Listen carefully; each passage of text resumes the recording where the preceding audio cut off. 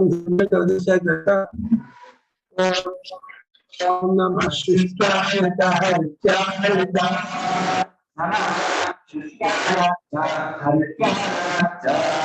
ಶಿಷ್ಟ ಅಂದ್ರೆ ಒಣಗಿದಂತಹ ಪದಾರ್ಥ, ಒಣಗಿದಂತಹ ಕಟ್ಟಿಗೆ, ಒಣಕಾಗತಕ್ಕಂಥ ಪದಾರ್ಥ, ಅದರಲ್ಲಿರ್ತಕ್ಕಂತಹ ಪರಮಾತ್ಮಗೆ ನಮಸ್ಕಾರ ಅಂತ. ಶುಷ್ಟೋ ಭವ ಶುಷ್ಕ, ಶುಷ್ಕ ಅಂದ್ರೆ ಒಣಗಿರೋದು ಅಂತ, ಒಣಗಿರೋತಕ್ಕಂಥ ಶುಷ್ಕಾಯ. ಹರಿತಾಯ ಅಂದ್ರೆ ಹಸಿರಾಗಿರುವ ಪಚ್ಚೆಯಾಗಿರುವ ಪದಾರ್ಥ ತಕ್ಕಂಡು ಹರಿತಿರು ಅಂತ. ಅದು ಒಂದೋ ಒಣಗಿರುವ, ಇನ್ನೊಂದು ಒದ್ದೆ ಆಗಿರುವ ಇಟ್ಕೋಬಹುದು. ಹಸಿಯಾಗಿಲ್ಲ, ಹಸಿಯಾಗಿರುವಂತಹ ಮರಗಳಲ್ಲಿ ಕಟ್ಟಿಗೆಯಲ್ಲಿ, ಶುಷ್ಕಾಗಿ ಒಣಗಿರ್ತಕ್ಕಂಥ ಕಟ್ಟಿಗೆ ಇರತಕ್ಕಂತಹ ಪರಮಾತ್ಮ ನಮಸ್ಕಾರ. ನಮೋ ಲೋಕ್ಯಾಯ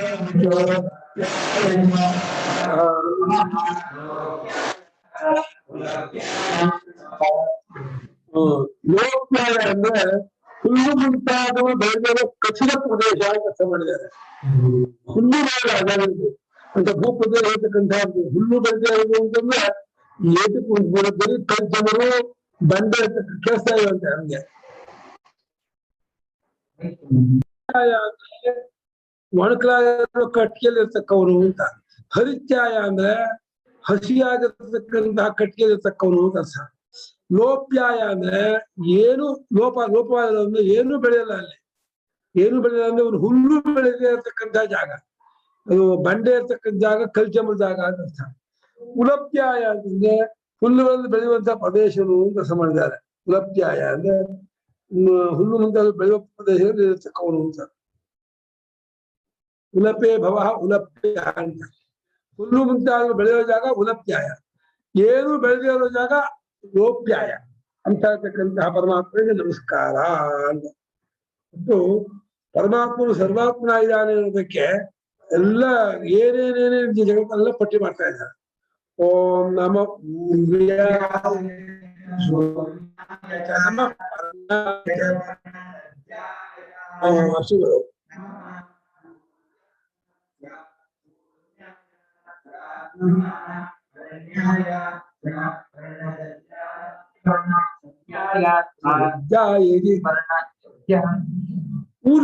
ಅಂದ್ರೆ ಒಳ್ಳೆ ಫಲವತ್ತಾದ ಜಮೀನು ಇರ್ತಕ್ಕವನು ಅರ್ಥ.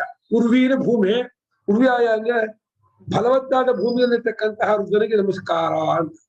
ಸೂರ್ಮಿ, ಊರ್ಮ ಅಂದ್ರೆ ಅಲೆ, ಶೂರ್ಮ್ಯಾಯ ಅಂದ್ರೆ ಅಲೆಯಿಂದ ಕೂಡಿದಂತಹ ಜಾಗದಲ್ಲಿರ್ತಕ್ಕಂತಹ ಪರಮಾತ್ಮನಿಗೆ ನಮಸ್ಕಾರ. ಅಲೆಗಳಿಂದ ಕೂಡುವ ನದಿಗಳಿರುವ ನದಿ, ಅಲೆಯ ಜಾಗ ಅಂದ್ರೆ ದೊಡ್ಡ ದೊಡ್ಡ ಕೆರೆಯೂ ಇದೆ, ನದಿಯೂ ಇದೆ, ಸಮುದ್ರ ಪ್ರಸಿದ್ಧ. ಅಲ್ಲೇ ಊರ್ಮಿಯಲ್ಲಿ ಅಲೆಯಲ್ಲಿರುವ ರುದ್ರನಿಗೆ ಯಾವ್ಯಾವ್ದ್ರಿಂದ ಮನುಷ್ಯನಿಗೆ ಕಂಟಕ ಆಗತ್ತೋ, ಅಪಾಯ ಆಗತ್ತೋ ಅಲ್ಲೆಲ್ಲ ಇರ್ತಕ್ಕಂಥ ಅಲೆಯು ಮನುಷ್ಯನ ಹೊರಗೆ ಕೆಡು ಬಿಡುತ್ತೆ. ಕೆಡು ಬಿಡುತ್ತೆ ಉಸಿಗಟ್ಟು ಬಿಡುತ್ತಾರೆ. ಅಲ್ಲೂ ಉಗ್ರ ರುದ್ರನ ಒಂದು ಅಂಶ ಇರುತ್ತೆ. ಅಲ್ಲಿರ್ತಕ್ಕಂತಹ ರುದ್ರನಿಗೆ ನಮಸ್ಕಾರ ಅಂತ. ಊರ್ಮೆ ಶೂನ್ಯ. ಪರ್ನ್ಯಾಯ ಎಲೆಗಳಲ್ಲಿರ್ತಕ್ಕಂತಹ ಪರಮಾತ್ಮನಿಗೆ ನಮಸ್ಕಾರ. ಎಲೆ ಏನೇ ಕೆಲವು ಎಲೆಗಳಲ್ಲಿ ಕ್ರೂರ ಇದೆ ಅಂತೆ, ಬಿಳ್ಳೆದಲ್ಲೇ ನೆಟ್ಟತ್ಕೊಂಡ್ಬಿಡುತ್ತೆ ಅಂತಾರೆ. ಕೆಲವು ಬಿಳ್ಳೆದಲ್ಲಿ ಇದು ಹಾಕ್ಬಿಟ್ರೆ ನೆಟ್ಟತ್ಕೊಂಡ್ಬಿಟ್ಟು ಕಣ್ಣೆಲ್ಲ ಮಂಜ್ ಮಂಜ ಇದಾಗ್ಬಿಡುತ್ತಂತೆ. ಏನೋ ಸಣ್ಣ ಸಣ್ಣ ಅಂತ ದೋಷ ಇರೋದು ಅಂತಾರೆ. ಸಾಮಾನ್ಯ ಎಲ್ಲಾ ಎಲೆಯಲ್ಲೂ ಇರ್ತಕ್ಕವನು ಕಥಾ ಪರ್ನ್ಯಾಯ. ಪರ್ಣೇ ಭವ ಪರ್ಣ್ಯ, ಪರ್ಣ ಅಂದ್ರೆ ಎಲೆ, ಎಲೆಯಲ್ಲಿ ಇರ್ತಕ್ಕವನು ಪರ್ಣ್ಯಾಯ. ಪರ್ಣ ಶಜ್ಜಾಯ ಅಂತಂದ್ರೆ ಎಲೆಗಳ ರಾಶಿ ದರ್ಶ ಮಾಡಿದ್ದಾರೆ. ಒಣಗಿದ ಎಲೆಗಳ ರಾಶಿ ಪರ್ಣಶಜ್ಜನ, ಒಣಗಿರುವ ಎಲೆಗಳ ರಾಶಿ ಅದು ಪರ್ಣಶಜ್ಜ. ಅಲ್ಲಿ ಪರ್ಣಶದ, ಅಲ್ಲಿರೋದು ಪರ್ಣಶಜ್ಜ. ಶದ ಅಂದ್ರೆ ಸದಾ ಅಂತ ಸಮೂಹ ಅಂತ. ಪರ್ಣ ಸದ ಅಂದ್ರೆ ಪರ್ಣ ಸಮೂಹ. ಆ ಪರ್ಣ ಸದವೇ ಪರ್ಣಶದ ಆಗಿದೆ ವೈದಿಕ ಭಾಷೆಯಲ್ಲಿ. ಅಲ್ಲಿ ಇರ್ತಕ್ಕವನು ಪರ್ಣಶಜ್ಜಾಯ ಅಂತ. ಪರ್ಣಗಳ ಎಲೆಗಳ ಗುಂಪಿನಲ್ಲಿ ಒಣಕಲಾದ ತರದ ಎಲೆಯಲ್ಲಿ ಮಧ್ಯೆಯಲ್ಲಿರ್ತಕ್ಕವನು. ಎಷ್ಟು ಅಪಾಯ ಅಂದ್ರೆ ಒಣಕಲ ಎಲೆ ಒಳಗಳಲ್ಲಿ ಹಾವೆಲ್ಲ ಇರುತ್ತೆ. ಹಾವು ಚೀಲ, ಯಾಕೆಂದ್ರೆ ಅದಕ್ಕೆ ಬೆಚ್ಚಿ ಹಿತವಾಗಿರ್ತಲ್ಲ ಕೂತಿರುತ್ತೆ. ಡೇಂಜರ್, ಅದಕ್ಕೆ ಕೈ ಹಾಕ್ಬೇಕಾದ್ರೆ ಬಹಳ ಅಪಾಯ. ಎಲೆಗಳ ರಾಶಿಯಲ್ಲಿ ಇರ್ತಕ್ಕಂಥ ಪರಮಾತ್ಮ ನಮಸ್ಕಾರ. ಓಂ ನಮೋ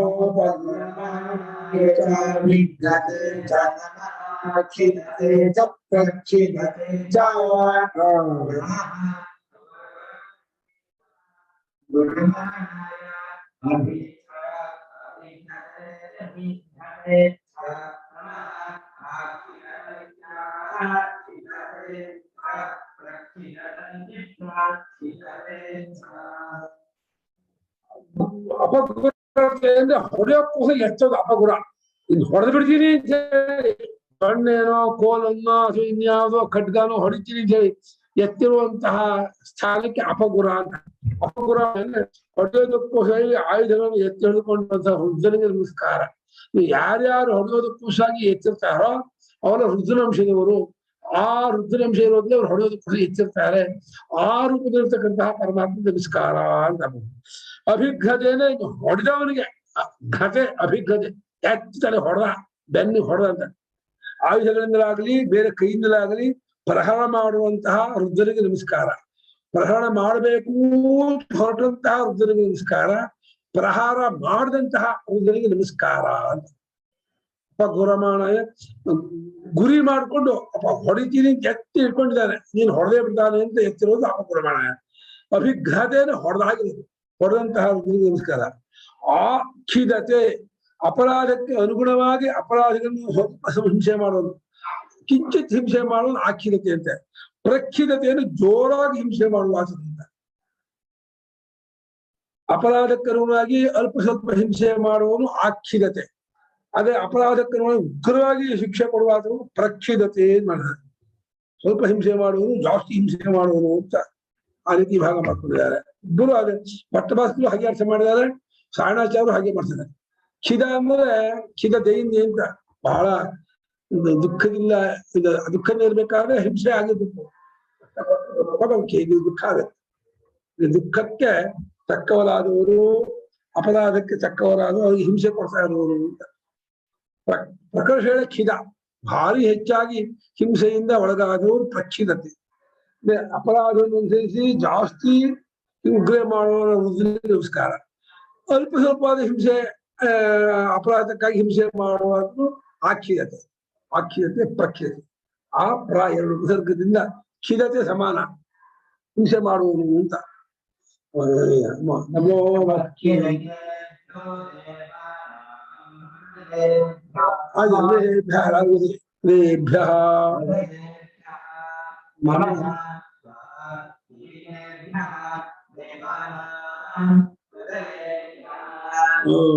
ದೇವಾನಾಂ ಹೃದಯೇಭ್ಯ ಕಿರಿಕೇಭ್ಯ. ದೇವತೆಗಳ ಹೃದಯದಂತೆಯೇ ಪ್ರಿಯವಾದ ಭಕ್ತರಿಗೆ ಧನವನ್ನು ಕೊಡುವಂತಹ ರುದ್ರನಿಗೆ ನಮಸ್ಕಾರ ಅಂತ. ದೇವಾನಾಂ ಹೃದಯೇಭ್ಯ, ದೇವತೆ ಹೃದಯ ಯಾವಾಗಲೂ ಸಾಫ್ಟ್ ಅಂತ, ಬಹಳ ಮೃದು ಅಂತ. ದೇವ ಹೃದಯರಾದ ರುದ್ರಮೂರ್ತಿಗಳು ಕಿರಿಕೇಭ್ಯ ಸ್ವೇಚ್ಛೆಯಿಂದ ಲೋಕಗಳನ್ನು ಹಿಂಸಿಸುವ ಭಟ್ಟಭಾಸ್ಕರ ಬೇಡ, ಸಾಯಣಾಚಾರ ಪರವಾಗಿದೆ. ಸಾಯಣಾಚಾರ ವರ್ಷದಲ್ಲಿ ದೇವಾನಾಂ ದೇವತೆಗಳಿಗೂ ಹೃದಯೇಭ್ಯ ಹೃದಯದಂತೆ ಪ್ರಿಯರಾದ ಕಿರಿಕೇಭ್ಯ ಭಕ್ತರಿಗೆ ಧನವನ್ನು ವಿಶೇಷವಾಗಿ ಕೊಡುವುದು. ವಿಕ್ಷೇಪ ಕಿರತಿಯಿಂದ ಹಾಕುತ್ತಾರೆ, ಇಡುತ್ತಾರೆ. ಕಿರಿಕೇಭ್ಯ ಭಕ್ತರಿಗೆ ಹಾಕುವುದು, ಭಕ್ತರಿಗೆ ಕೊಡುವುದು, ಭಕ್ತರನ್ನು ಪೋಷಣೆ ಮಾಡುವುದು ಮಾಡ್ಕೊಂಡು. ಭಕ್ತರಿಗೆ ಭಕ್ತರಿಗೆ ಪೋಷಣೆ ಮಾಡ್ಬೇಕಾದ್ರೆ ಭಕ್ತರಿಗೆ ಬೇಕಾಗಿರೋದು ಐಹಿಕವಾದ ಸುಖ ಅಂದ್ರೆ ಧನ ಕನಕ ವಾಹನ ವಸ್ತು, ಅದಕ್ಕೆ ಚೆನ್ನಾಗಿ ಈಡೇರಿಸುವುದು ಅಂತ ಕೆಲಸ ಮಾಡ್ಬೇಕು. ಭಕ್ತರಿಗೆ ಅಂದ್ರೆ ಕಾಮ್ಯ ಭಕ್ತರಿಗೆ ತಗೋಬೇಕು. ಕಾಮ್ಯ ಭಕ್ತರಾದವರಿಗೆ ಅವರ ಅಪೇಕ್ಷೆಯಂತೆ ಧನ ಕನಕಾದಿಗಳನ್ನು ಸೂಸುವಂತಹ ರುದ್ರರಿಗೆ ನಮಸ್ಕಾರ. ಕಿರಿಕೇಭ್ಯ ದೇವಾನಾಂ ಹೃದಯೇಭ್ಯ, ದೇವತೆಗಳಿಗೆಲ್ಲ ಹೃದಯರಾಗಿರ್ತಕ್ಕವರು ಕೆಲಸ ಮಾಡ್ಬೋದು. ಅದರಿಂದ ರುದ್ರದೇವ ದೇವತೆಗಳಿಗೂ ಹೃದಯನಾಗಿದ್ದಾನೆ ಅಂತ. ದೇವತೆಗಳಿಗೆಲ್ಲ ಹೃದಯರಾಗಿರುವ ಭಕ್ತರಿಗೆ ಇಷ್ಟಾರ್ಥವನ್ನು ಕರೆಸುವ, ಅದು ಚೆನ್ನಾಗಿದೆ ಅರ್ಥ. ಅದು ರುದ್ರರು ಅನೇಕರಾದ್ದರಿಂದ ಎಲ್ಲಾ ರುದ್ರರು ದೇವತೆಗಳಿಗೆ ಹೃದಯರಂತೆ ಇದ್ದಾರೆ ಅಂತ, ದೇವತೆಗಳಿಗೆ ಪ್ರಿಯರಾಗಿದ್ದಾರೆ ಅಂತ. ದೇವಾನಾಗು ಹೃದಯೇಭ್ಯ ಹೃದಯೇಭ್ಯ, ದೇವತೆಗಳಿಗೆ ಹೃದಯರಾಗಿರುವ ಅಂದ್ರೆ ತಂದೆಗೆ ಮಗ ಹೃದಯ ಅಂದ್ರೆ ಏನು, ಅಷ್ಟು ಪ್ರಾಣ ಅಂತ. ನನ್ನ ಹೃದಯ ಅವನು ಅಂದ್ರೆ ಅಷ್ಟು ಪ್ರೇಮಕ್ಕೆ ಪಾತ್ರ ಅಂತ. ದೇವತೆಗಳಿಗೆ ಹೃದಯರಾಗಿದ್ದಾರೆ ಅಂದ್ರೆ ರುದ್ರರು, ಏಕಾದಶರು ಎಲ್ಲಾ ರುದ್ರರು ದೇವತೆಗಳಿಗೆ ಹೃದಯರಾಗಿದ್ದಾರೆ ಅಂದ್ರೆ ಅತ್ಯಂತ ಪ್ರೀತಿ ಪಾತ್ರರಾಗಿದ್ದಾನೆ ದೇವತೆಗಳಿಗೆ ಅಂತ. ದೇವತೆಗಳಿಗೆ ಪ್ರೀತಿ ಪಾತ್ರರಾಗಿರುವ ರುದ್ರನಿಗೆ ನಮಸ್ಕಾರ. ಮತ್ತು ಕಿರಿಕೇಭ್ಯ ಅಂದ್ರೆ ಭಕ್ತರಿಗೆ ಇಷ್ಟಾರ್ಥವನ್ನು ಕೊಡುವಂತಹ ರುದ್ರನಿಗೆ ನಮಸ್ಕಾರ. ಅದು ಬಹುವಚನ ದೇವಾಲಯ ಹೃದಯೇಭ್ಯ, ರುದ್ರರು ಅನೇಕರಾದ್ದರಿಂದ ಬಹುವಚನ ಪಟ್ಟಿದ್ದಾರೆ. ದೇವತೆಗಳಿಗೆ ಹೃದಯರಾಗಿರುವಂತಹ ರುದ್ರರಿಗೆ, ಮತ್ತು ಕಿರಿಕೆಭ್ಯ ರುದ್ರೇಭ್ಯ ಇಷ್ಟಾರ್ಥವನ್ನು ಕೊಡುವಂತಹ ರುದ್ರರಿಗೆ ನಮಸ್ಕಾರ ಅಂತ ಬರ್ತದೆ. ನಮೋ ವೀಕ್ಷಿ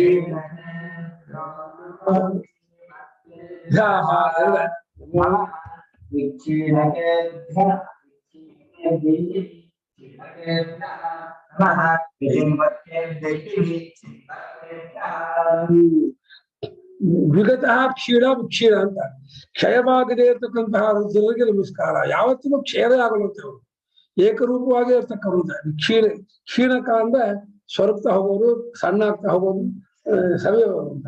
ಸವಿಯದ ಸ್ವರ್ಗದ ನಾಶವಾಗದೇ ಇರುವಂತಹ ರುದ್ರರಿಗೆ ನಮಸ್ಕಾರ.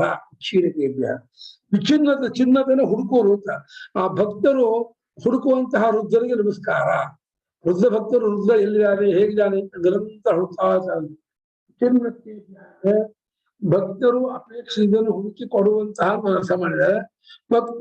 ಭಕ್ತರಿಗೆ ಹುಡುಕುವುದಕ್ಕೆ ತಕ್ಕವನಾದ ಕೆಲಸ ಮಾಡೋದು ಎಷ್ಟು. ಭಕ್ತರಿಗೆ ಹುಡುಕುವುದಕ್ಕೆ ತಕ್ಕವನಾದ ರುದ್ರರಿಗೆ ನಮಸ್ಕಾರ. ಭಕ್ತರು ಹುಡುಕಬಾರ್ದು. ಅಥವಾ ಭಕ್ತರು ಏನನ್ನು ಹುಡುಕ್ತಾ ಇದ್ದಾರೋ, ಅಪೇಕ್ಷೆ ಪಡ್ತಾರೆ ಹುಡುಗಿಬೇಕು ಅಂತ, ಅದನ್ನುಂಟು ಮಾಡುವರು ಅಂತ ಅರ್ಥ ಮಾಡಿದ್ದಾರೆ. ಭಕ್ತರು ಅಪೇಕ್ಷೆಯನ್ನು ಹುಡುಕಿ ಕೊಡುವ ರುದ್ರರು ಅಂತ. ಅದಕ್ಕಿಂತ ವಿಚ್ಛಿನ್ನತೆಯಿಂದ ಹುಡುಕುತ್ತಾನೆ. ವಿಶೇಷವಾಗಿ ಭಕ್ತರು ರುದ್ರನು ಹುಡುಕ್ತಾ ಇದ್ದಾರೆ. ನನ್ನ ಸ್ವಾಮಿ, ನನ್ನ ಆರಾಧ್ಯ ದೇವ ರುದ್ರ ಶಿವ ಎಲ್ಲಿದ್ದಾನೆ ಅಂತ ಹುಡುಕ್ತಾ ಇದ್ದಾರಂತ ಶಿವಭಕ್ತರು. ಶಿವಭಕ್ತರು ರುದ್ರಾರಾಧ್ಯರು ಭಕ್ತರು ಶಿವನನ್ನ ಅರಸ್ತಾ ಇರ್ತಾರೆ, ಹುಡುಕ್ತಾ ಇರ್ತಾರಲ್ಲ. ಆ ಯಾವ ರುದ್ರನ್ನು ಹುಡುಕ್ತಾ ಇದ್ದಾರೋ ಆ ಹುಡುಕಲ್ಪಡುವ ಭಕ್ತರನ್ನು ಹುಡುಕಲ್ಪಡುವಂತಹ ರುದ್ರನಿಗೆ ನಮಸ್ಕಾರ ಅಂತ ಒಂದು. ಆಮೇಲೆ ವಿಕ್ಷೀಣಕ್ಕೆ ಭ್ಯಾನನು ಕ್ಷಯವಾಗದ, ಸಮತವಿಲ್ಲದ, ಕೊರತೆ ಇಲ್ಲದೆ ಇರತಕ್ಕಂತಹ ರುದ್ರನಿಗೆ ನಮಸ್ಕಾರ. ಕ್ಷೀಣ ಕ್ಷೀಣತೆಭ್ಯ ವಿಕ್ಷೀಣತೆಭ್ಯ. ಚಿನ್ನತೆಯನ್ನು ಹುಡುಕುತ್ತಾನೆ, ವಿಚ್ಛಿನ್ನತೆಯನ್ನು ವಿಶೇಷ ಹುಡುಕುತ್ತಾನೆ ಅಂತ. ಭಕ್ತರಿಂದ ವಿಶೇಷವಾಗಿ ಹುಡುಕಲ್ಪಡುವಂತಹ ರುದ್ರನಿಗೆ ನಮಸ್ಕಾರ ಅಂತ. ನಮ ಅಂದ್ರೆ ಆಯ್ತಾ ನಮ ಎಲ್ಲ ಇದು ಅಂಶನ ಹಾಕಬೇಕು.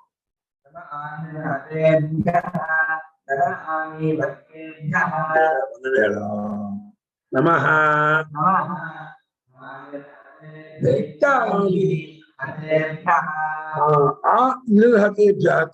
ಆಮೇಲೆ ಸಂಪೂರ್ಣವಾಗಿ ಆ ಹತಾದ ಪಾಪಗಳನ್ನು ನಾಶಪಡಿಸುವಂತಹ ರುದ್ರರಿಗೆ ನಮಸ್ಕಾರ.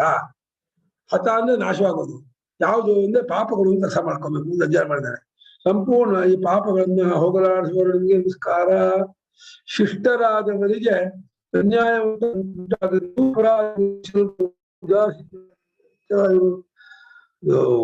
ಪುರಾಣ ಬರೆದಿದ್ದಾರೆ. ಭಟ್ಟಭಾಸ್ಕರ ಪುರಾಣ ಇದೆ, ಅದಕ್ಕೆ ಆಂಧ್ರ ದಾನಾಚಾರ್ಯರು ಸಿಂಪಲ್ ಬರೆದಿದ್ದಾರೆ.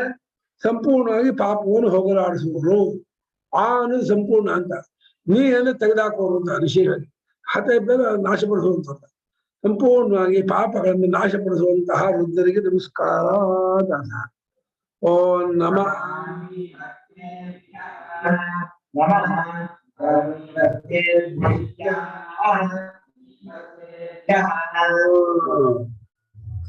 ಅಮೀವ ಅಂದ್ರೆ ರೋಗ. ಆಮೀವ ಆ ಅನ್ನೋದು ನಿಷೇಧಾರ್ಥ ಬಂದಿದೆ. ಎಲ್ಲಾ ಸರ್ವತೋಮುಖವಾದ ರೋಗವನ್ನು ಪರಿಹಾರ ಮಾಡುವವರು ಒಂದು ಅರ್ಥ ಮಾಡಿದ್ದಾರೆ. ಎಲ್ಲಾ ರೀತಿಯಾಗಿ ವೃದ್ಧಿಯನ್ನುಂಟು ಮಾಡುವರು ಅಂತ ಅರ್ಥ ಮಾಡಿದ್ದಾರೆ. ಸರ್ವತೋಮುಖವಾದ ವೃದ್ಧಿಯನ್ನು ಹೊಂದುವ ರುದ್ರನಿಗೆ ನಮಸ್ಕಾರ.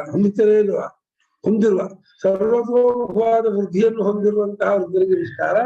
ಅದ ನಮ್ಮಗಳ ಅಮೀವಹ ವಾಸ್ತೋಷ್ಪದೇ. ಅಮೀವಹ ಅಂದ್ರೆ ಕಾಯಿಲೆಗಳನ್ನು ನಾಶ ಮಾಡುವುದಂತ. ಆಮೀವತಿಗೆ ಅಂದ್ರೆ ನಮ್ಮ ಕಾಯಿಲೆಗಳನ್ನ ಪರಿಹಾರ ಮಾಡುವಂಥವರಾದ ರುದ್ರನಿಗೆ ನಮಸ್ಕಾರ. ಚೆನ್ನಾಗಿದೆ.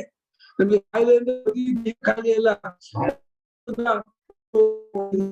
ಇದೆಯಲ್ಲ, ಅಧ್ಯಾತ್ಮ ವಿಚಾರ ಗೊತ್ತಾಗಿಲ್ಲ ಅನ್ನುವಂತಹ ಆ ದಾಹ ಇದೆಯಲ್ಲ, ಅದನ್ನೂ ಪರಿಹಾರ ಮಾಡುವಂತ ನೋಡ್ಬೋದು.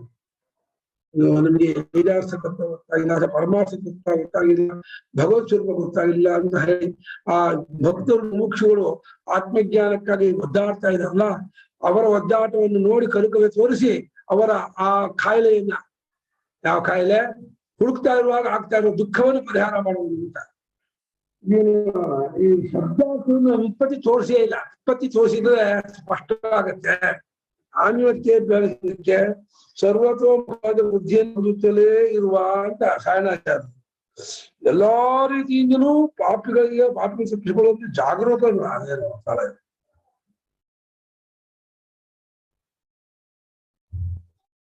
ಪುಸ್ತಕದಲ್ಲಿ ಉತ್ಪತ್ತಿ ತೋರಿಸಿದ ಭಟ್ಟ ಉತ್ಪತ್ತಿ ಮಾಡಿಲ್ಲ. ಅಮೀವತ್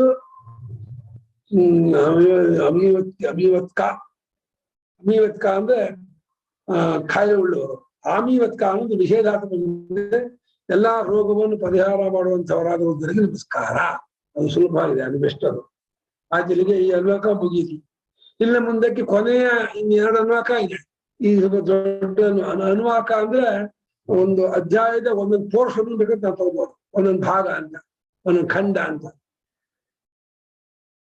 ಈ 9 ಅನ್ವಾಕ ಆಯ್ತು. ದಾಪಿ 10 ಅನ್ವಾಕ, ಸಹಸ್ರ 11 ಅನ್ವಾಕ.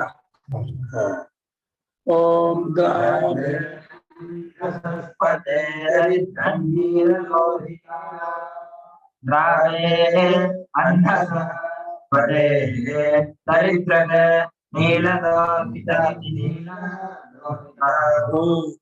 ದ್ರಾಪೆನ ದ್ರಾಕುಚ್ಛಾಯಾಂಗತಿ ಧಾತು.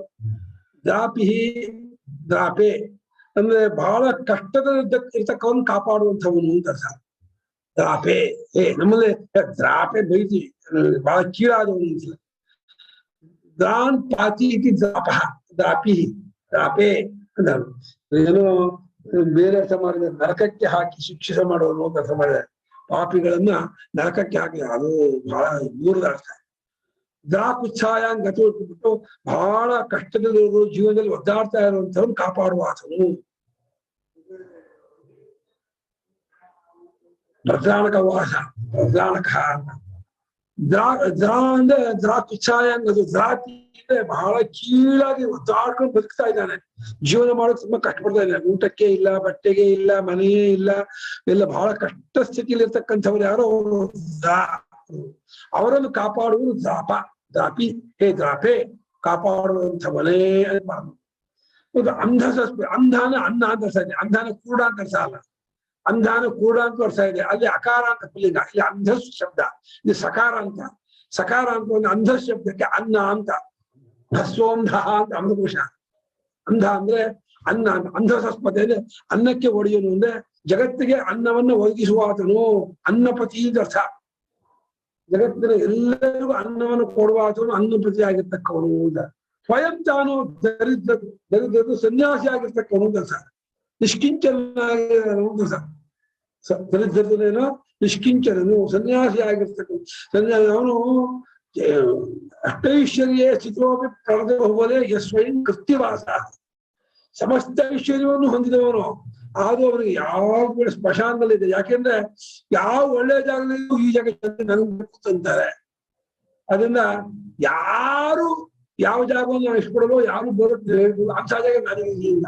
ಯಾರು ಸ್ಮಶಾನದಲ್ಲಿ ಇರೋಕ್ಕೆ ಯಾರು ಇಷ್ಟಪಡಲ್ಲ, ಯಾರು ಬೇಕು ಭಜನೆ ಮಾಡುವಾಗ ಔಷಧಿ ಬಂತು, ನನ್ ಬೇಕು ಅಂತ ಹಾಲ ವಿಷಯ ಬಂತು, ಓಡಿ ನನಗ್ ಕೊಡಿದ ಪರಮೇಶ್ವರ.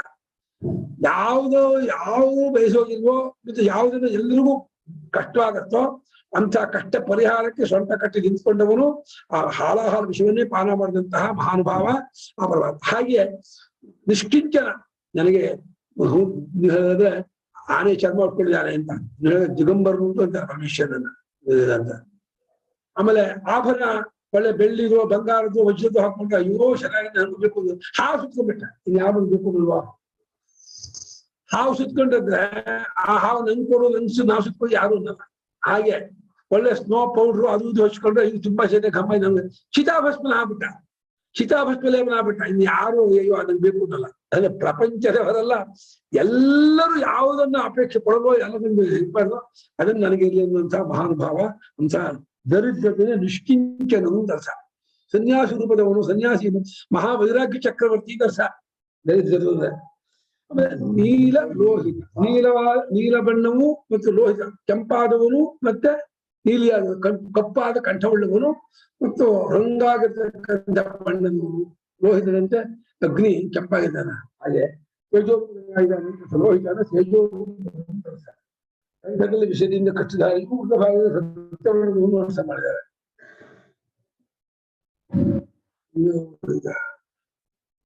ಅರ್ಥ ಆಯ್ತಾ? ದಾಪೆ ಅಂಧಸತ್ಪತೆ ದರಿದ್ರತು ನೀರು 4 ಪದ. ಅಂದ್ರೆ ಅತ್ಯಂತ ಕಷ್ಟದಲ್ಲಿರ್ತಕ್ಕಂಥವನು ಕಾಪಾಡುವವನು ಅನ್ನಕ್ಕೆ ಒಡೆಯನಾಗಿರ್ತಕ್ಕವನು ಅಂಧಸತ್ಪತೆ. ದರಿದ್ರದನ್ನು ಅತ್ಯಂತ ಸನ್ಯಾಸಿಯಾಗಿ ವೈರಾಗ್ಯ ಚಕ್ರವರ್ತಿಯಾಗಿ ನಿಷ್ಕಿಂಚನಾಗಿತ್ತು ದರಿದ್ರ. ನೀಲ ಮತ್ತು ಕಂಪಾದ ಬಣ್ಣದಿಂದ ಕೂಡ್ಕೊಂಡವ.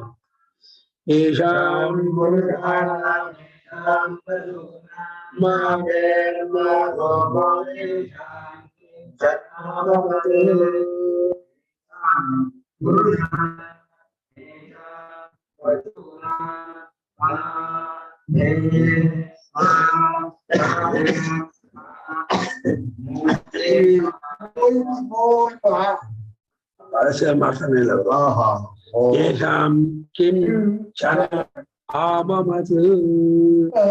ಯೇಷಾಂ ಈ ಯಜಮಾನ ಪುರುಷರು ಯಾರಿದ್ದಾರೆ ಆ ಪುರುಷರನ್ನ ಮತ್ತೆ ಯೇಷಾಂ ಪಶುಗಳ ಯಜಮಾನ ಪಶುಗಳು ಯಾವ್ದಿದೆ ಅಂದ್ರೆ ಅವನ ಕುದುರೆ ಹಸು ಎಮ್ಮೆ ಏನ್ ಕೊಡಿದ ಯಜಮಾನ ಆ ಪಶುಗಳನ್ನ, ಯಜಮಾನ ಮಕ್ಕಳು ಮೊಮ್ಮಕ್ಕಳು ಹೆಂಡತಿ ತಂದೆ ತಾಯಿ ಹೇಳಿದ್ದಾರೆ ಇವರನ್ನ ಯಾರನ್ನು ಹೆದರಿಸಬೇಡ, ಇವರು ಯಾರನ್ನು ಹಿಂಸೆ ಮಾಡಬೇಡ. ಯೇಷಾಂ ಯಜಮಾನಾನಾಂ ಪುರುಷಾಣಂ ಯೇಷಾಂ ಯಜಮಾನಾನಾಂ ಪಶೂನಾಂ ಈ ಯಜಮಾನರುಗಳ ಮಕ್ಕಳುಗಳನ್ನು ಈ ಯಜಮಾನರುಗಳ ಪಶುಗಳನ್ನು ಹಿಂಸೆ ಮಾಡಬೇಡಪ್ಪ.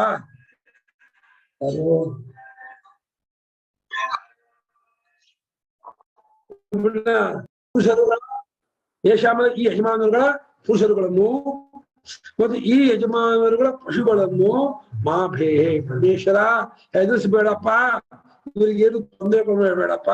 ಮಾ ಅರ ಅಂದ್ರೆ ಅಲ್ಪ ಅಂತ ಬರ್ತಾ ಇದೆ, ಅರ ಅಂದ್ರೆ ಇದು ಬರ್ತಾ ಇದೆ, ಕಿಂಚಿತ್ ಬರ್ತಾ ಇದೆ.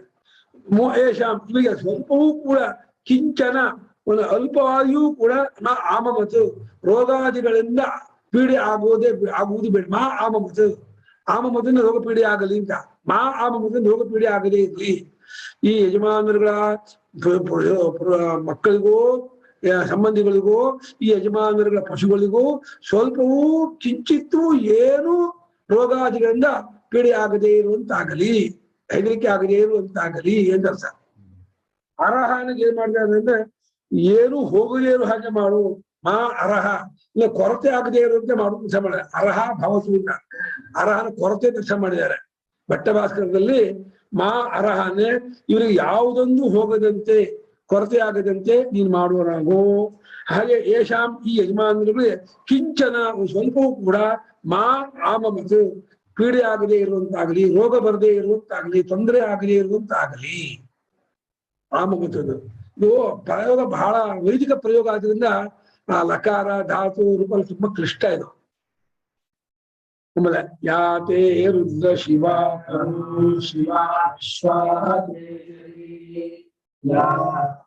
ಅದನ್ನು ಮಾತು ಇದನ್ನ ಮಾತು ನೋಡು. ಶಿವ ರುದ್ರಸ್ಯ ಮಂತ್ರ ಇದೆ, ಈ 2 ವಾಕ್ಯದ ಮಂತ್ರ ಇದೆ. ಶಿವ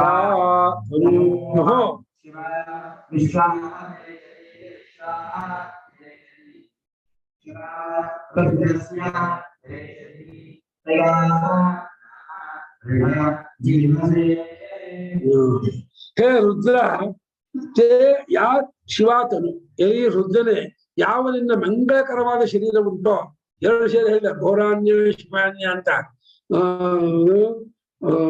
ಧ್ರುವ ದಗ್ನಿ ತಸ್ಸೈತೆ ತನುವು ಘೋರಾನ್ಯ ಶಿವಾನ್ಯ ಅಂತ ಶ್ರುತಿ ಹೇಳ್ತಾ ಇದೆ.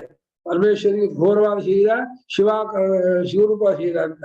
ಶಿವರೂಪವಾದ ಶರೀರವು ಅತ್ಯಂತ ಪ್ರೀತಸ್ವಾಗಿ ಚಮಕಾಧ್ಯಾಯದಿಂದ ಆಹುತಿ ಮಾಡಬೇಕಾಗಿದೆ. ಘೋರತನವು ಶಮನಗೊಳ್ಳುವುದಕ್ಕಾಗಿ ನಮಕಾಧ್ಯಾಯ ಮಾಡಬೇಕು ಅಂತ. ಹಾಗಾಗಿ ಹೇ ಶಿವ ರುದ್ರನೇ ಯಾವನಿಂದ ಶಿವತನು ಮಂಗಳತನವಾದಂತಹ ಶರೀರ ಉಂಟು ಮತ್ತು ಶಿವ ಮಂಗಳತನವಾದ ವಿಶ್ವ ಆಹ ಭೇಷಜಿ ವಿಶ್ವನ ಎಲ್ಲಾ ಆಹಾರ ದಿವಸಗಳಲ್ಲೂ ಚಿಕಿತ್ಸೆಯನ್ನು ಮಾಡುವಂತಹ ಶರೀರ ಅದು. ಬರೀ ಇವತ್ತೊಂದು ದಿವಸ ನೋಡ್ಕೊಳ್ಳೋದಲ್ಲ, ಈ ಯಜಮಾನನ ಕೊನೆಯ ಉಸಿರವರೆಗೂ ಕೂಡ ಎಲ್ಲಾ ದಿವಸಗಳಲ್ಲೂ ಔಷಧಿಯನ್ನು ಉಂಟು ಮಾಡುವ ಒದಗಿಸಿಕೊಡುವಂತಹ ಶರೀರ ಅದು. ನಿನ್ನ ಯಾವ ಶಿವ ಮಂಗಲಕರವಾದ ತನು ಶರೀರವಿದೆಯೋ ಮತ್ತು ಜೀವಸೆ ಅಂದ್ರೆ ಬದುಕುವುದಕ್ಕಾಗಿ ಚೆನ್ನಾಗಿ ಬಾಳುವುದಕ್ಕಾಗಿ ನಮಗೆ ಯಾವ ತಯ ಶರೀರದಿಂದ ಮೃಡ ಅದಲ್ಲ ಅದೇನ ಮೃಡಾನು ಜೀವ ನಮ್ಮನ್ನ ಸುಖಕರವಾಗಿ ಮೃಡ ಅಂದ್ರೆ ಸುಖವನ್ನುಂಟುವಾಗಿ ಮಾಡು, ಸುಖಕರವನ್ನಾಗಿ ಮಾಡು, ಸುಖವನ್ನುಂಟು ಮಾಡು ಅಂತ ಅರ್ಥ. ಮೃಡ ಸುಖನೇ, ಮೃಡ ಸುಖನೇ ಅದು, ಸುಖವನ್ನುಂಟು ಮಾಡುವುದು ಅರ್ಥ ಮಾಡಿದೆ. ಅರ್ಥ ಆಯ್ತಾ? ಹೇ ರುದ್ರ ಅನ್ವಯ ನೋಡಿ. ಹೇ ರುದ್ರ ಇಲ್ಲಿ ರುದ್ರನೇ ತೇನ ನಿನ್ನ ಯಾವ ಶಿವ ತನು ಮಂಗಳಕರವಾದಂತಹ ಶರೀರವಿದೆಯೋ ಮತ್ತು ಜೀವಸೆ ನಾವು ಸುಖವಾಗಿ ಬಾಳುವುದಕ್ಕಾಗಿ ನಮ್ಮನ್ನ ದಯಾ ಆ ಶರೀರದಿಂದ ದೃಢ ಸುಖವನ್ನುಂಟು ಮಾಡುವನಾಗೋ ಮತ್ತು ವಿಶ್ವಾಹ ಭೇಷದಿ ಎಲ್ಲಾ ದಿವಸಗಳಿಗೂ ನೀನು ರೋಗ ಇರ್ಬೋದು, ದಾರಿದ್ರ್ಯ ಇರ್ಬೋದು, ಅದಕ್ಕೆ ಔಷಧಿ ರೂಪವಾಗಿರುವ ನಾವು ಶಿವ ಮಂಗಳಕರವಾಗಿ ರುದ್ರಸ್ಯ ರುದ್ರನ ತಾದಾತ್ಮ್ಯ ಪ್ರಾಪ್ತಿಗಾಗಿ ಭೇಷಜಿ ಔಷಧಂತೆ ನೀವು ಶಿವ ಮಂಗಳರೂಪದವನಾಗಿರು. ಅನ್ವಯ ಮಾಡ್ಕೋಬೇಕು. ಈ ಹಾಗೆ ಅರ್ಥ ಹೇಳ್ಬೇಕಾದ್ರೆ ಎಲ್ಲಿಗೆ ರುದ್ರನೇ ಯಾವಲಿಂದ ಶಿವತನು ಉಂಟೋ ಮತ್ತು ಮಂಗಳಕರವಾದಂತಹ ಎಲ್ಲಾ ದಿವಸಕ್ಕೂ ಔಷಧ ಚಿಕಿತ್ಸೆ ಮಾಡುವಂಥದ್ದಿದೆಯೋ ಮತ್ತು ರುದ್ರನ ನಿನ್ನ ಮಂಗಳಕರವಾದ ಚಿಕಿತ್ಸೆ ಉಂಟೋ ಅದರಿಂದ ನಮ್ಮನ್ನ 100 ಕಾಲ ಬದುಕುವುದಕ್ಕಾಗಿ ನಮಗೆ ಚಿಕಿತ್ಸೆ ಮಾಡುವ ನಾವು ಅಂತ ಅರ್ಥ ನೋಡಿ. ಯಥಾವತ್ತಾಗಿ ಅರ್ಥ ಹೇಳ್ತೀನಿ. ಯಾತೆ ರುದ್ರ ಶಿವ ಇಲ್ಲಿ ರುದ್ರನೇ ಯಾವಲಿಂದ ಮಂಗಳಕರವಾದ ತನು ಶರೀರ ಉಂಟೋ, ಶಿವ ಮಂಗಳಕರವಾದಂತಹ ವಿಶ್ವಾಹ ಭೇಷದಿ ಎಲ್ಲಾ ದಿವಸಕ್ಕೂ ಚಿಕಿತ್ಸೆಯನ್ನು ಮಾಡುವಂತಹ ಶರೀರ ಉಂಟೋ ಮತ್ತು ಶಿವ ಮಂಗಳಕರವಾದ ರುದ್ರನ ಭೇಷದಿ ಚಿಕಿತ್ಸೆಯು ಉಂಟೋ ತಯ ಅದರಿಂದ ಬಡ ಜೀವದೆ ನಮ್ಗೆ ಜೀವನದಿಂದ ಬದುಕುವುದಕ್ಕಾಗಿ ಸುಖಕರವನ್ನಾಗಿ ಮಾಡುವ ನಾವು. ಜೀವಸೇನೆ ಬದುಕುವುದಕ್ಕಾಗಿ 100 ಕಾಲ ಚೆನ್ನಾಗಿ ಇರುವುದಕ್ಕಾಗಿ ಮೃಡ ನಮ್ಮನ್ನು ಸುಖವಾಗಿ ಮಾಡು ಕಾಪಾಡುವ ನಾವು ಸಾಮರ್ಥ್ಯ. ಇಮಾಂ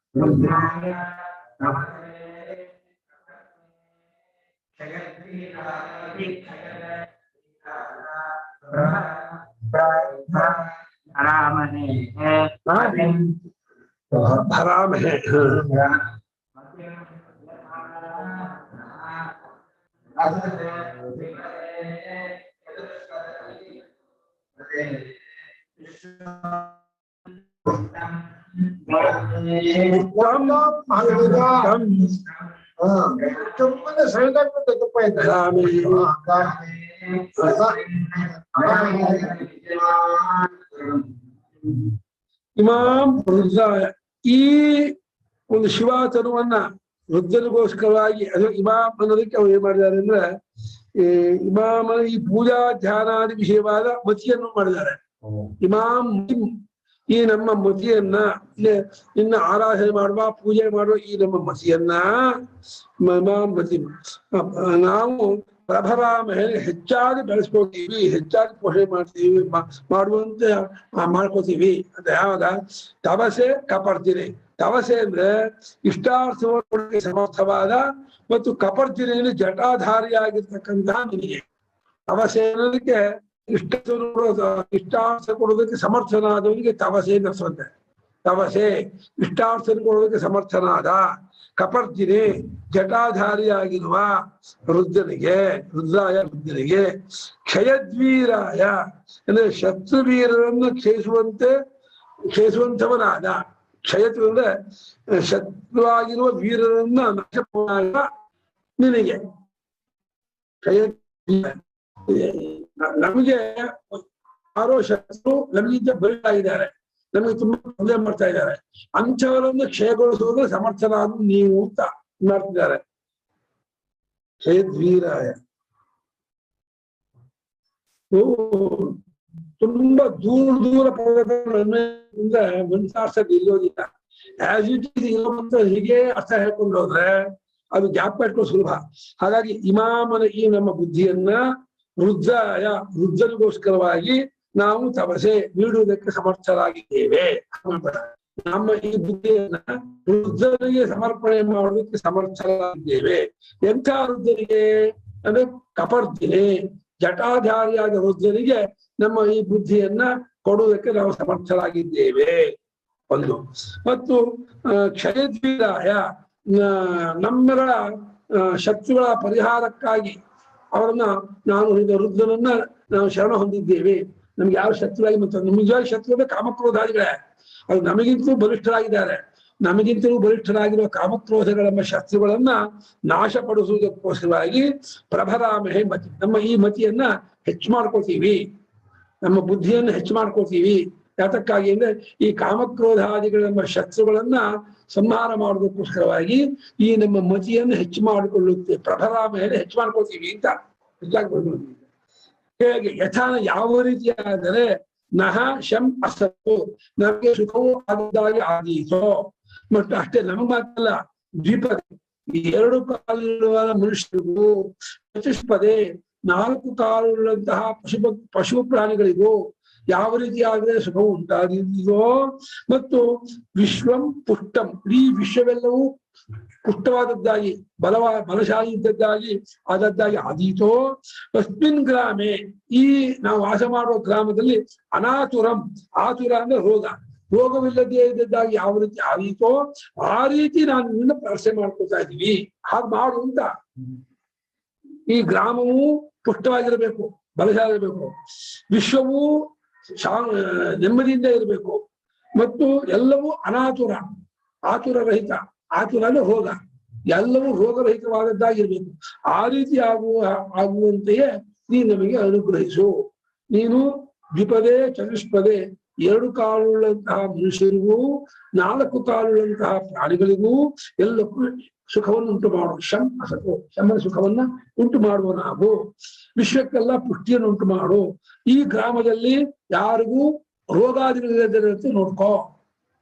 ಗ್ರಾಮೇ ಅಸ್ಮಿನ್ನ ಪರಮಾಚಾರ್ಯರು ಈ ರುದ್ರಾಧ್ಯಾಯದಿಂದ ಆ ಪ್ರತಿನಿತ್ಯ ಆ ಗ್ರಾಮದಲ್ಲಿರ್ತಕ್ಕಂಥ ಪ್ರತಿನಿತ್ಯ ಅವರು ಪೂಜೆ ಮಾಡೋದನ್ನ ಆ ಗ್ರಾಮದಲ್ಲಿ ಯಾವುದೇ ಕ್ಷಾಮಡಾಮರಾದಿಗಳು ಬರೋದಿಲ್ಲ ಅಂತ ಹೇಳ್ತಾ ಇದ್ದಾರೆ ಅಂತ ಒಂದು ಪ್ರವಚನ ಹೇಳಿದಂತೆ. ಯಾಕೆಂದ್ರೆ ಗ್ರಾಮೇ ಅಸ್ಮಿನ್ನಾದರೂ ಪ್ರಾರ್ಥನೆ ಇರೋದ್ರಿಂದ ಯಾವ ಗ್ರಾಮದಲ್ಲಿ ಯಾವ ಅಗ್ರಹಾರದಲ್ಲಿ ಅಲ್ಲಿರ್ತಕ್ಕಂಥ ಬ್ರಾಹ್ಮಣರು ಪ್ರತಿನಿತ್ಯ ರುದ್ರಾಧ್ಯಾಯದಿಂದ ಪೂಜಾದಿಗಳು ಮಾಡ್ತಾರೋ ಆ ಗ್ರಾಮಕ್ಕೆ ಯಾವುದೇ ಮಾರಿ ಇದ ಬಾಧೆ ಇತ್ತಲ್ಲ, ಅದೇನು ರಕ್ಷೋಬಾಧ, ಶಾಕಿನಿ ಡಾಕಿನಿ ಇತ್ಯಾದಿ ಕ್ಷುದ್ಧ ದೇವತೆಗಳ ಪೀಡೆ ಬಾಧೆ ಅಂತಾರಲ್ಲ, ಆ ಕ್ಷುದ್ಧ ದೇವತೆಗಳ ಪೀಡೆ ಯಾವುದು ನಡೆಯೋದಿಲ್ಲ ಅಂತ. ಶುದ್ಧ ದೇವತೆಗಳು ಹಾಗಾಗಿ ಪಾಲಕ್ ಹಾಕಿನಿ ಬರೋದು ಇಂಥದ್ದು ನಿದ್ದೆ ಮಾಡಾಗಲೇ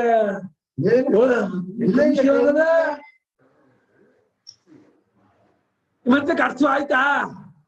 ಈ ಮಂತ್ರದಲ್ಲಿ ಯಾವ ಪದಕ್ಕೆ ನಿಮ್ಗೆ ಏನೋ ಸಂಶಯ ಇದೆಯಾ? ಅರ್ಥ ಆಯ್ತಾ? ಒಟ್ಟು ಹೀಗೆ ಇಸ್ಕೊಳ್ಳಿ. ಈ ನಮ್ಮ ಬುದ್ಧಿಯನ್ನ ರುದ್ರನಿಗೆ ನಾವು ಸಮರ್ಪಣೆ ಮಾಡುತ್ತೇವೆ. ಇಮಾಂ ರುದ್ರಾಯ ತಪಸೆ. ಎಂಥ ರುದ್ರನಿಗೆ? ಕಪರ್ದಿಯಾದ ರುದ್ರನಿಗೆ. ಯಾತಕ್ಕೆ ಅಂದ್ರೆ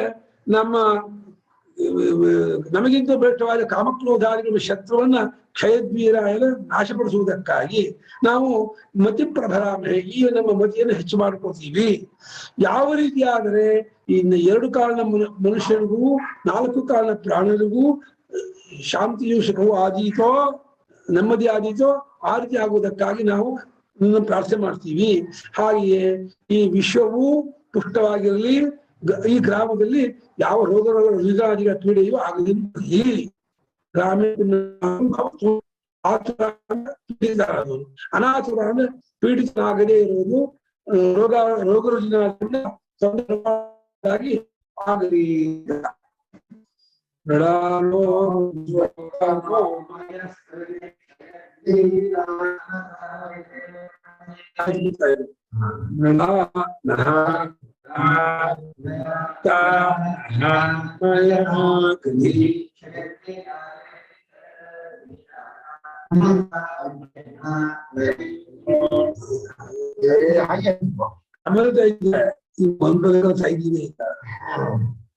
ಹೇ ರುದ್ರ ನಹ ಮೂಢ, ಎಲಿ ರುದ್ರ ಪರಮೇಶ್ವರ ನಮ್ಮನ್ನು ಕಾಪಾಡುವನಾಗಪ್ಪ ನೀನು. ನಹ ಮೃಡ, ನಮ್ಮನ್ನು ಸುಖಪಡಿಸು, ನಮ್ಮನ್ನು ಕಾಪಾಡು, ನಮ್ಮನ್ನು ಸಂತೋಷಪಡಿಸು ಅಂತ. ಮೃಡ ನಹ ರುದ್ರ, ಸಿಂಪಲ್ ಆಗಿದೆ ನೋಡಿ. ರುದ್ರ ಸಂಬೋಧನೆ, ಅಲ್ಲಿ ರುದ್ರನೇ ನಹ ಮೃಡ, ನಮ್ಮನ್ನು ಸುಖಪಡಿಸು, ನಮ್ಮನ್ನು ಸಂತೋಷಪಡಿಸು. ಉತಾನ, ಉತಾನ ಅಷ್ಟೇ ಅಲ್ಲದೆ ನಹ ಮಯಃ ಕೃತಿ, ನಮಗೆ ಪರಲೋಕದ ಸುಖವನ್ನು ನೀವು ಉಂಟು ಮಾಡು. ಈ ಜನ್ಮ ಗತಿಸಿದ ಮೇಲೆ, ಈ ಜನ್ಮ ಹೋದ ಮೇಲೆ ಯಾವ ಲೋಕಕ್ಕೆ ಹೋಗ್ತೀರೋ ಅಲ್ಲೂ ಕೂಡ ನಾವು ಸುಖವಾಗಿರುವಂತೆ ಮಾಡು. ಹಾಗೆ ನಮಗಿಂತ ಬಲಿಷ್ಠವಾದಂತಹ ಕಾಮಕ್ರೋಧಾದಿಗಳು ಕ್ಷಯವಾಗುವಂತೆ ಮಾಡು. ಕ್ಷೇದ್ವಿದಾಯ ನಮಸಾ ವಿಧೇಮ, ನಮಸ್ಕಾರದಿಂದ ನೀವು ಪರಿಚರ್ಯೆ ಮಾಡುತ್ತೇವೆ. ಏನು ನಿನಗೆ ಬೇಕಾದನ್ನು ಕೊಟ್ಟು ನಾವು ಪರಿಚರ್ಯೆ ಮಾಡಕ್ಕಾಗಲ್ಲ. ನಮಸ್ಕಾರಪ್ಪ ರುದ್ರ ಅಷ್ಟರಿಂದ ಪರಿಚಯ ಮಾಡ್ತೀವಿ ನಾವು. ಪರಿಚರ್ಯೆ ಮಾಡೋದಕ್ಕೆ ಒತ್ಬೇಕು, ಅದು ಹಣ್ಣು ಹಂಪಲು ಕೊಡ್ಬೇಕು, ಶುಶ್ರೂಷೆ. ಯಾವ ಶುಶ್ರೂಷೆ ಮಾಡಕ್ಕಾಗತ್ತೆ ಪರಮೇಶ್ವರ? ನಿನಗೆ ಶುಶ್ರೂಷೆ ಮಾಡಬೇಕಂತ ಸಮಸ್ಯೆಲ್ಲ. ನಮಸ್ಕಾರೇಣ, ನಮಸ್ಕಾರದಿಂದಲೇ, ನಮಸ್ಕಾರದಿಂದ ನಾವು ಪರಿಚಾರವನ್ನ ವಿಧೇಮ ಉಂಟು ಮಾಡುತ್ತೇವೆ. ಪರಿಚಾರ ಪದ ಅಧ್ಯಯನ ಮಾಡಬೇಕು. ಪರಿಚರ್ಯೆಯನ್ನ ನಮಸ್ಕಾರದಿಂದಲೇ ಪರಿಚರ್ಯೆಯನ್ನ ಉಂಟು ಮಾಡುತ್ತೇವೆ. ಇದರಿಂದ ಸಂತುಷ್ಟನಾಗಿ ಈ ನಮಗೆ ನಮ್ಮನ್ನು ಕಾಪಾಡುವುದು, ನಮ್ಮ ದುಷ್ಟಶಕ್ತಿಯನ್ನ ಸಂಹಾರ ಮಾಡು, ಮತ್ತೆ ನಮಗೆ ಎರಡು ಲೋಕದಲ್ಲೂ ಆನಂದವನ್ನ, ಸುಖವನ್ನ, ಶಾಂತಿಯನ್ನ ಉಂಟು ಮಾಡುವನಾಗು. ಅದು ಚೆನ್ನಾಗಿದೆ ಪ್ರಾರ್ಥನೆ.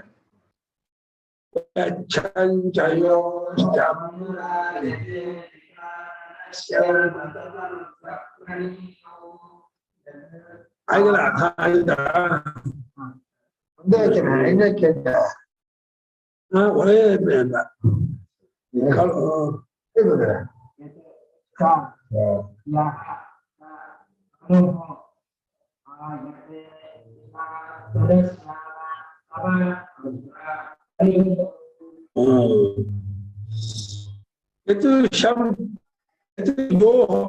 ಶಮ್ ಅಂದ್ರೆ ಸುಖವನ್ನ,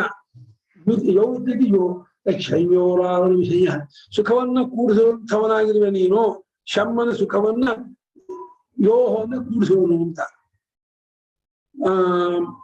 ಮತ್ತು ಮನುಹು ಆಯಜೆ ಪಿತಾ, ಪಿತಾ ಮನುಹು.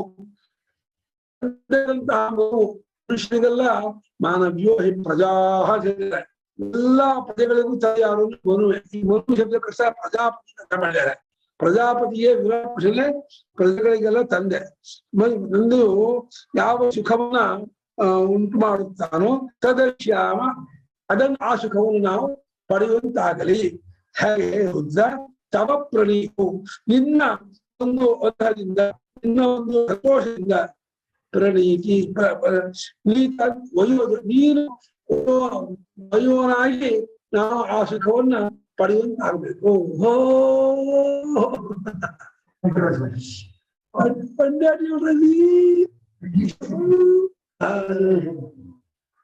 ದಾಳಲಿಂಗ ಶಂಜೋ, ಶಂಜುನಕ್ತಿದಿ ಶಂಜುಹು ಶಂಜೋ, ಸುಖವನ್ನು ಕೂಡಿಸುವಂಥವನಾದ ಪರಮೇಶ್ವರನಿಗೆ ನಮಸ್ಕಾರ. ಪಿತಾ ಮನುಹು ಆಯಜೆ, ತಂದೆಯಾದಂತಹ ಪ್ರಜಾಪತಿಯು ಯಾವುದನ್ನು ಸಂಪಾದನೆ ಮಾಡಿದ್ದಾನೋ, ಆಯಜೆನೆ ಸಂಪಾದನೆ ಮಾಡಿದ್ದಾನೋ, ಉಂಟು ಮಾಡಿದ್ದಾನೋ, ಅದೆಲ್ಲವನ್ನೂ ನಿನ್ನ ನಿನ್ನ ಅನುಗ್ರಹದಿಂದ ಪ್ರಣೀತವು ನಾವು ಉಂಟು ಮಾಡುವುದಕ್ಕೆ ಸಮರ್ಥರಾದವರಾಗಿ ಅದನ್ನು ಅಶ್ಯಾಮ ನಾವು ಅನುಭವಿಸುವಂತಾಗಲಿ.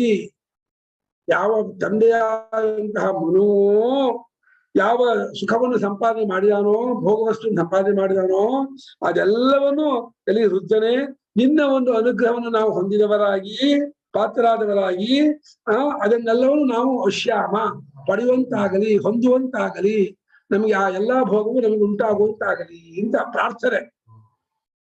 ತಂದೆಯಾದಂತಹ ಮನುವು, ವಿರಾಟ್ ಪುರುಷನು ಯಾವುದನ್ನು ಸಂಪಾದನೆ ಮಾಡಿದ ತನ್ನ ತಪಸ್ಸಿನ ಶಕ್ತಿಯಿಂದ, ಅದೆಲ್ಲವನ್ನೂ ಇಲ್ಲಿ ರುದ್ರನೇ ನಿನ್ನ ಅನುಗ್ರಹದಿಂದ ನಾವು ಅದೆಲ್ಲವನ್ನು ಅನುಭವಿಸುವಂತಾಗಲಿ, ನಮಗೆ ಪಡೆಯುವಂತಾಗಲಿ. ನೀನು ಸುಖವನ್ನು ಕೂಡಿಸುವನಾಗಿದೀಯಾ, ನೀನು ಎಲ್ಲ ಇಷ್ಟಾರ್ಥವನ್ನು ಕೊಡುವನಾಗಿದ್ದೀಯಾ. ಅದರಿಂದ ನೀನು ಆ ತಂದೆಯಾದಂತಹ ಮನುವು ಏನನ್ನು ಸಂಪಾದನೆ ಮಾಡಿದಾನೋ ಅದೆಲ್ಲವನ್ನು ನಾವು ಅನುಭವಿಸುವಂತಾಗಲಿ ನಿನ್ನ ಅನುಗ್ರಹದಿಂದ. ಪ್ರಣೀತ ನೀನು, ನಿನ್ನ ಪ್ರೇರಣೆಯಿಂದ, ನೀನು ಕೊಟ್ಟ ಅನುಗ್ರಹದಿಂದ ನಾವು ಅದೆಲ್ಲವನ್ನು ಅನುಭವಿಸುವಂತಾಗಲಿ. ಚೆನ್ನಾಗಿದೆ ಮುಂತಾಡ್ಸ. ಅದಕ್ಕೆ ಜ್ಞಾಪಕ ಇರಲ್ಲ, ಅದೇ ಕಷ್ಟ. ಮುಂಚೆ ಕೇಳುವಾಗ ಹೂನ್ಸತ್ತೆ, ಅದು ಹೇಳುವಾಗ ರುದ್ರಾಧ್ಯ ಹೇಳ್ಬೇಕಾದ್ರೆ ಆ ವಾಕ್ಯ ಜೊತೆಯಲ್ಲಿ ಅರ್ಥ ಓಡೋದೇ ಇಲ್ಲ. ಯಾಕಂದ್ರೆ ರುದ್ರ ಮುಂದಕ್ಕೆ ಹೋಗ್ಬಿಡುತ್ತೆ. ಆ ಅರ್ಥ ಅನುಸಂಧಾನ ಮಾಡಿ ಮೆಲುಕು ಹಾಕೋ ಹೊತ್ತಿಗೆ ರುದ್ರ 2-3 ವಾಕ್ಯ ಮುಂದಕ್ಕೆ ಹೋಗ್ಬಿಡುತ್ತೆ. ತಚ್ಛಯ್ಯೋ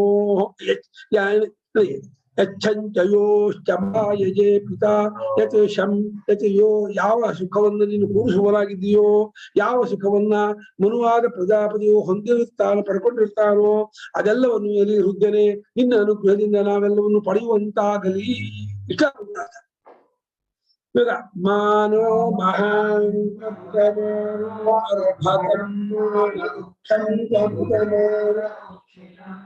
ಮಾನೋವಧಿ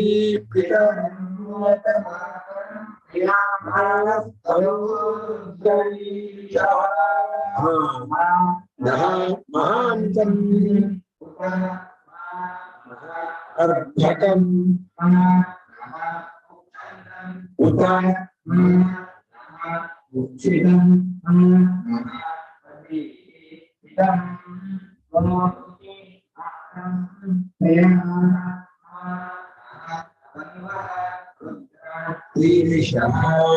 ಮಾ ಅಂದ್ರೆ ಬೇಡ ಅಂದ್ರೆ ಸಾ, ಮಹಾಂತಂ ಮಾ ವಧೀಹಿ, ನಮ್ ದೊಡ್ಡವ್ರನ್ನ ಯಾರನ್ನು ಕೊಲ್ಲಬೇಡ ಪರಮೇಶ್ವರ. ನಮ್ಮ ಅಣ್ಣಂದಿರ್ಬೋದು, ನಮ್ ತಂದೆ ತಾಯಿ ಇರ್ಬೋದು, ನಮ್ಮ ಊರ ಹಿರಿಯರು ಇರ್ಬೋದು, ಯಾರನ್ನು ಪರಮೇಶ್ವರ ನೀನು ಕೊಲ್ಲಬೇಡ ಕಣೋ ಅಂತ ಪ್ರಾರ್ಥನೆ. ಮಹಾಂತಂ ಮಾವಧಿ, ವಧೀಹಿನ ಕೊಲ್ಲುವಂತ, ಮಾವಧೀನ ಕೊಲ್ಲಬೇಡ ಅಂತ.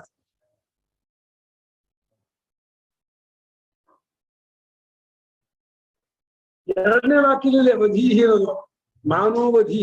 ಆ ವಧಿಯನ್ನ ಇಲ್ಲಿಗೆ ಅನ್ವಯ ಮಾಡ್ಕೋಬೇಕು. ಮೊದಲನೇ ವಾಕ್ಯದಲ್ಲಿ ವಧೀಹಿ ಇರೋದು. ಮೊದಲು ಮಾನೋ ಮಹಾಂತಂ, ಮಹಾಂತ ದೊಡ್ಡವರನ್ನ ಕೊಲ್ಲಬೇಡ.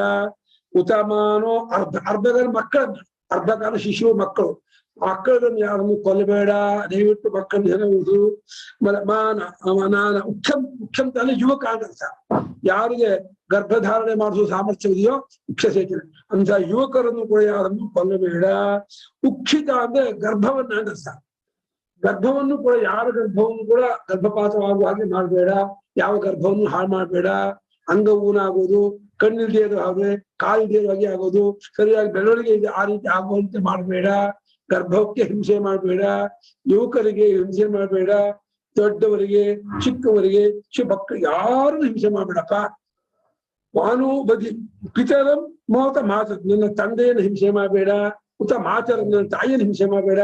ಹಾಗೆ ಈ ಮಂತ್ರವನ್ನ ತಂದೆ ತಾಯಿಗೆ ಏನಾದ್ರು ಕ್ಯಾನ್ಸರ್, ಬಹಳ ಉಗ್ರವಾದಂತಹ ರೋಗಾದಿಗಳು ಬಂದಿದ್ರೆ ಈ ಮಂತ್ರವನ್ನು ಜಪ ಮಾಡಿ ಅವರು ಪರಿಹಾರ ಆಗುತ್ತೆ ಅಂತ ಹೇಳಿ ಭಟ್ಟಭಾಸ್ಕರು 1 ಲಕ್ಷ ಜಪ ಮಾಡಿ ಹಾಕಿದ್ದಾರೆ. ಯಾರಿಗ ಚಿಕ್ಕ ಮಕ್ಕಳಿಗೆ ತುಂಬಾ ಕ್ರಿಟಿಕಲ್ ಆಗಿದ್ದಾರೆ ಅಂತ ವೈದ್ಯರು ಅಂತ ಕಷ್ಟ ಆಗಿ ಉಳಿಯೋದು ಈ ಮಗು, ಅಥವಾ ಈ ಅಣ್ಣ ಉಳಿಯೋದು, ಅಥವಾ ತಮ್ಮ ಉಳಿಯೋದು, ತಂದೆ ಉಳಿಯೋದು, ತಾಯಿ ಉಳಿಯೋದು, ಇದು ಮಧ್ಯಮ ವಯಸ್ಸು. ಇನ್ನು 50, 60, 70 ಒಳಗೆ ಇದ್ದಾರೆ ತಿಳ್ಕೊಳ್ಳಿ. 70 ಪರವಾಗಿಲ್ಲ, 50, 60 ಒಳಗೆ ಇದ್ದವರಾಗಿತ್ತು.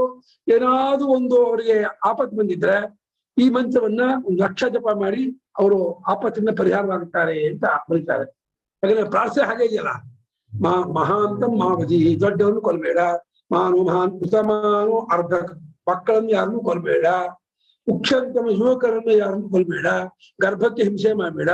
ನನ್ನ ತಂದೆಯನ್ನಾಗಲಿ ತಾಯಿಯನ್ನಾಗಲಿ ಹಿಂಸೆ ಮಾಡಬೇಡ, ಕೊಲ್ಲಬೇಡ. ಪ್ರಿಯವಾದ ವಸ್ತು ಯಾವುದು ಅದು ಹೋಗದೆ ಇರುತ್ತೆ ನೋಡ್ಕೋ. ಪ್ರಿಯವಾದ ಗೆಳೆಯರಿರ್ಬೋದು, ಪ್ರಿಯವಾದ ಪದಾರ್ಥ ಇರ್ಬೋದು, ಪ್ರಿಯವಾದಂತಹ ಏನೇ ಮಾನವ ಪ್ರಿಯ ತನುವ ಶರೀರವನ್ನು ಹಿಂಸೆ ಮಾಡಬೇಡ. ಹೇ ರುದ್ರ ಮಾರೀರಿಷಃ, ಯಾರನ್ನು ಹಿಂಸೆ ಮಾಡಬೇಡ. ಋಷ ಹಿಂಸಾಯಾಮ್ ಧಾತು. ಮಾರೀರಿಷಃ ಅಂದ್ರೆ ಯಾರನ್ನು ಹಿಂಸೆ ಪಡಿಸಬೇಡ. ಯಾರಿಗೂ ಹಿಂಸೆ ಆಗದಲ್ಲ ನೀನು ನೋಡ್ಕೋ. ನೀನು ಸಮರ್ಥ, ನೀನು ರಕ್ಷಕನಾಗಿ, ನೀನು ಕಾವಲುವರಾಗಿ ನಿಂತ್ಕೊಂಡ್ರೆ ಯಾರಿಗೂ ಏನು ಮಾಡಕ್ಕಾಗಲ್ಲ. ನೀನೇ ಕೈ ಬಿಟ್ಟೆ ಅಂದ್ರೆ ಹೌದು, ಹರಕೊಲ್ಲರು ಪರಕಾಲನೇ ಇಲ್ಲ. ಅದನ್ನ ನೀನ್ ಮಾತ್ರ ರಕ್ಷಕರ ಇರು. ಇವಾಗ ಮಾನಸ್ತೋಕೆ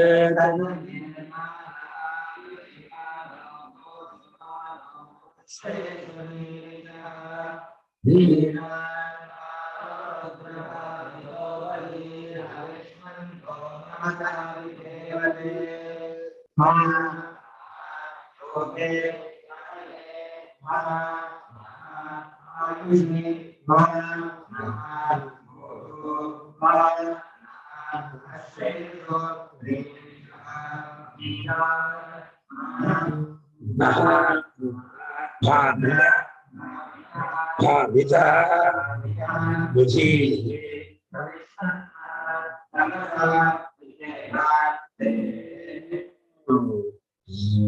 ರುದ್ರ, ತೋಕೆ ತನಯ ಎರಡು. ತೋಕ ಅಂದ್ರೆ ಮಕ್ಕಳೆಲ್ಲರ ವಿಷಯ, ತನಯ ವಿಶೇಷವಾಗಿ ಎಲ್ಲ ತನ್ನ ಮಗನಾದ ತನಯ.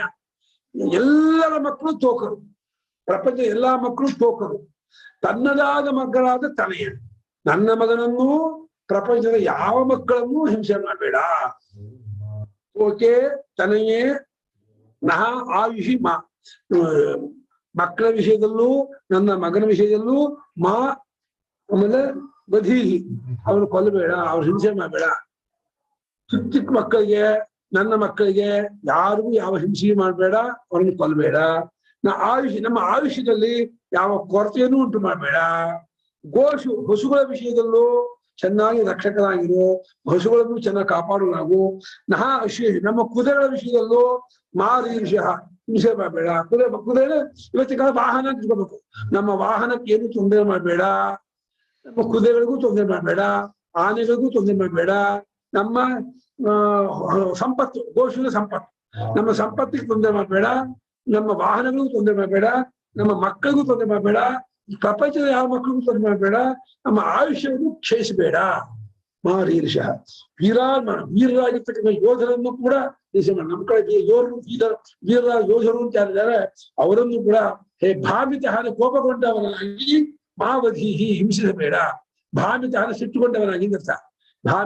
ಭಾಮಿತ ನೀನು ಸಿಟ್ಟಾದವನಾಗಿ, ಕೋಪಗೊಂಡವನಾಗಿ, ವೀರಾನ್ ಮಾ ವಧೀಹಿ, ವೀರರಾಗಿವ.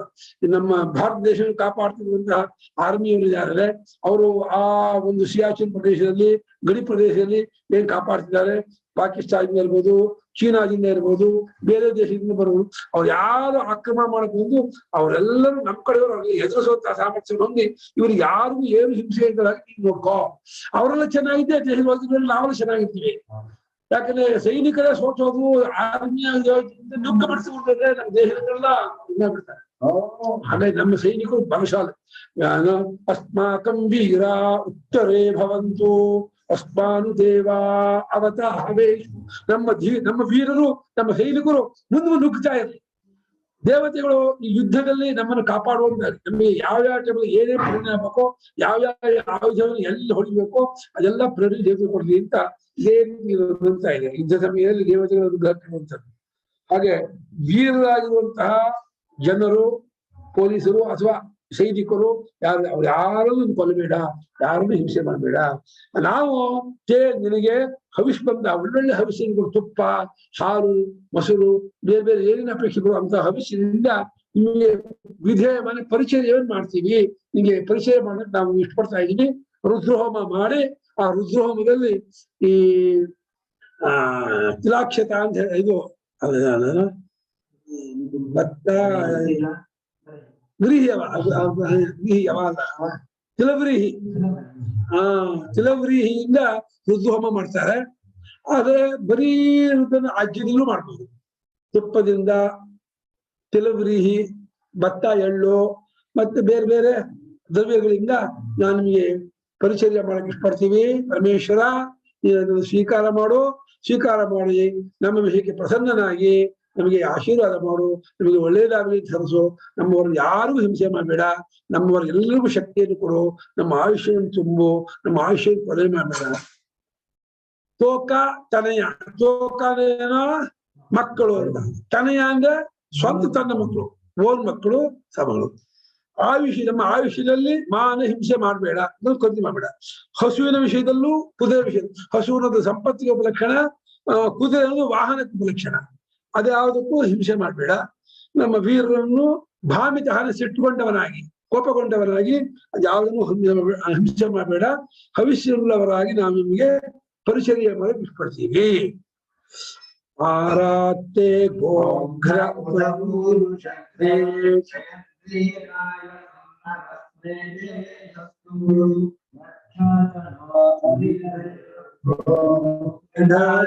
ಶರ್ಮ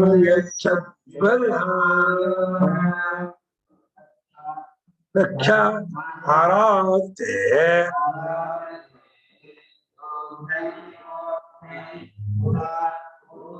ಪುರುಷ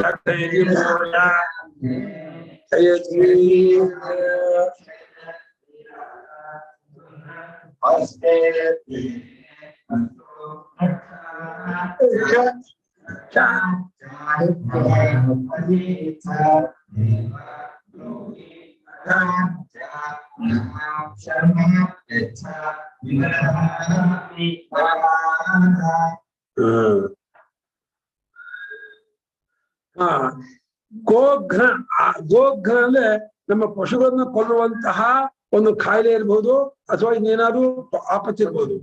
ಪುರುಷಘ್ನ ಮನುಷ್ಯರನ್ನು ಕೊಲ್ಲುವಂತಹ ಯಾವ್ದಾದ್ರು ಒಂದು ದುಷ್ಟ ಶಕ್ತಿ ಇರ್ಬೋದು.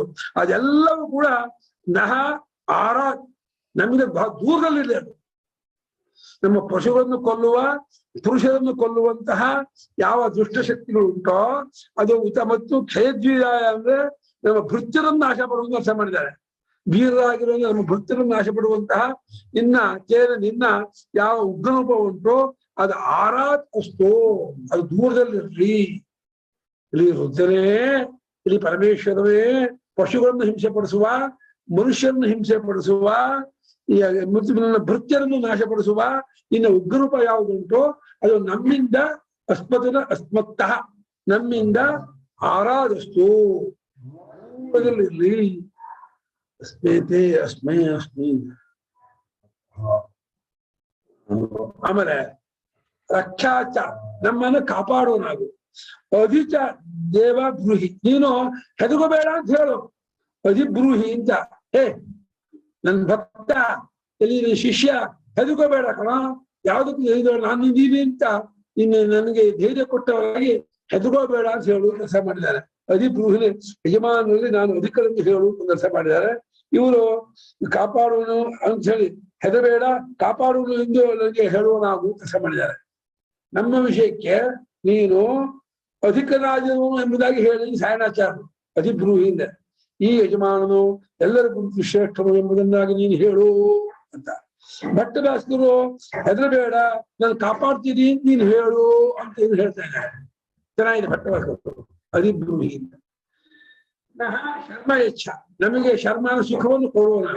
ದ್ವಿಬರ್ಹ ಅಂದ್ರೆ ಪರಲೋಕದಲ್ಲೂ ಕೆಲಸ ಮಾಡಿದಲ್ಲ. ಯಲೋಕ ಪರಲೋಕ ಎರಡು ಲೋಕ. ದ್ವಿ ಅಂದ್ರೆ ಎರಡು ಲೋಕ. ಬರುಹ ಅಂದ್ರೆ ಅಭಿವೃದ್ಧಿ ಅಂತ ಶರ್ಮ ಯಚ್ಛ ಯಲೋಕ ಪರಲೋಕಗಳು. ಏನ್ ಶಬ್ದ?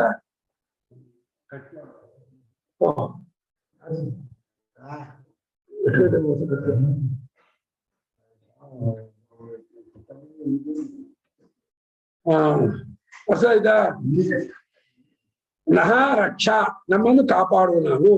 ಹೇ ದೇವ ಅಧಿಬ್ರೂಹಿ, ಎಲಿ ದೇವನೇ ನನ್ನ ವಿಷಯಕ್ಕೆ ನೀನು ದೊಡ್ಡವನು ಎಂಬುದಾಗಿ ಹೇಳು ಬಂದರ್ಥ. ಅಥವಾ ನೀ ಹೆದಗೋಬೇಡ ಅಂತ ನೀ ನಂಗೆ ಹೇಳು, ನೀ ನಂಗೆ ಧೈರ್ಯ ಕೊಡು. ಅಧಿಬ್ರೂಹಿ.